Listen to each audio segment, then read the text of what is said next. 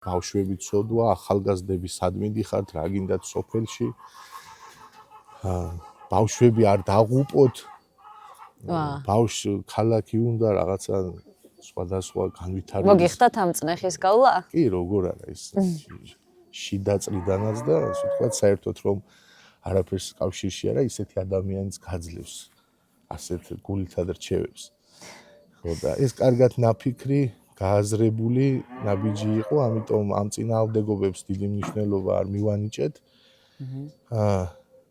მაინც იქეთკენ წავალთ, რომ ხასიათის ამბავია ალბათ და აღზრდის ამბავი.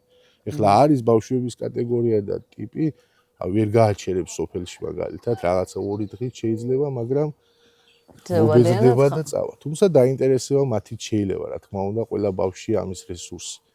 და ჩემ შვილებთან დაკავშირებით არ მქონია ეს პრობლემები, უყვართ აქაურობა, ალბათ ჩემი გავლენით შეიძლება მივახდენ გავლენას ამაზე.